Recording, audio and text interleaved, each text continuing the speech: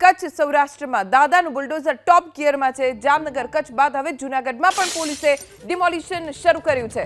જૂનાગઢના મજેવડી વિસ્તારમાં મોડી રાત્રે ગેરકાયદે દબાણો પર સરકારી બુલડોઝર ચાલ્યું।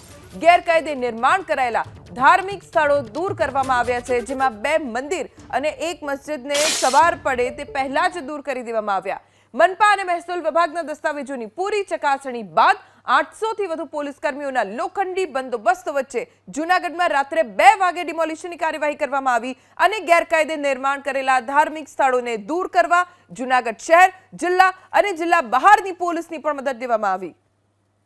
મજેવડીમાં મોડી રાત્રે ગેરકાયદે નિર્માણો ઉપર સરકારી બુલડોઝર ફરી વળ્યું। સવાર પડે તે પહેલા જ મંદિર અને મસ્જિદને દૂર કરવામાં આવે, જેમાં 2 મંદિર અને 1 મસ્જિદનો સમાવેશ થાય છે। જૂનાગઢનો મજેવડી દરવાજો વિસ્તાર છે। આ દ્રશ્યો તમે જોવો છો, જૂનાગઢનો આ મજેવડી દરવાજાના વિસ્તાર છે। અતિ મહત્વનો વિસ્તાર આ માનવામાં આવે છે।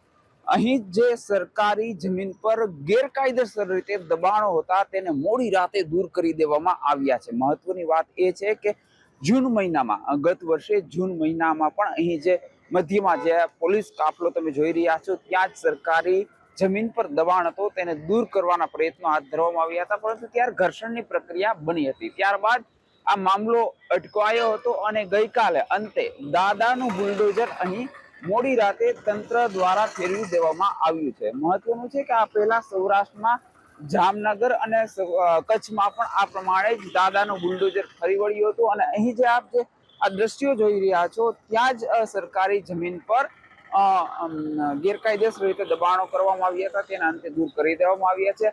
હાલ સામાન્ય સંજોગો અહીં બની ગયા છે। વાહનોની અવરજવર સામાન્ય જોવા મળી રહી છે। જો આ વિસ્તારની વાત કરીએ તો આ વિસ્તાર પણ અતિ મહત્વનો માનવામાં આવે છે। શહેરની મધ્યમાં આ વિસ્તાર છે। આ તરફ તમે અહીં જોઈ શકો છો, આ ભવનાથ તરફ જવાનો માર્ગ છે, અતિ મહત્વનો માર્ગ માનવામાં આવે છે। બીજી તરફ જો વાત કરીએ આ વિસ્તારની, તો અહીંથી જ રાજકોટને જોડતો આ મહત્વનો માર્ગ છે। જ્યારે આ તરફ જૂનાગઢ શહેરનો જોડતો માર્ગ છે, ત્યારે આ જ ચોકમાં સરકારી જમીન પર ગેરકાયદેસર રીતે દબાણો ખડકી દેવામાં આવતા તેના અંતે દૂર કરવામાં આવ્યા છે।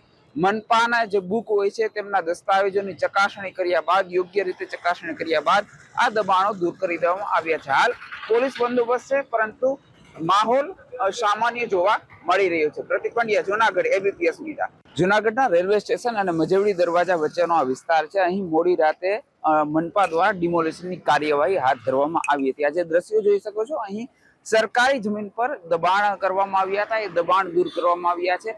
ધાર્મિક સ્થળ હતું જે સરકારી જમીન પર દબાણ કરવાના હોવાના કારણે અહીં દૂર કરવામાં આવ્યા છે। પોલીસના બંદોબસ્ત વચ્ચે આ પ્રક્રિયા હાથ ધરાઈ હતી।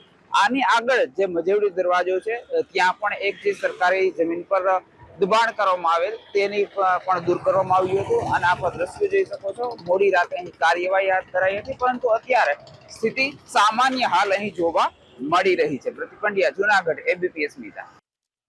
તો મજેવડી દરવાજામાં આગોતરા આયોજન મુજબ એડવાન્સમાં જ પોલીસને બોલાવવામાં આવી હતી। 800 થી વધુ પોલીસ કર્મીઓના લોખંડી બંદોબસ્ત વચ્ચે આ વિસ્તારમાં ડિમોલિશનની કાર્યવાહી હાથ ધરવામાં આવી છે। 2 મંદિરો અને 1 મસ્જિદને તોડી પાડવામાં આવ્યા છે, કેમ કે પૂરતા કાગળો નહોતા, દસ્તાવેજની ચકાસણી કરવામાં આવી અને ત્યારબાદ આ કાર્યવાહી કરવામાં આવી છે।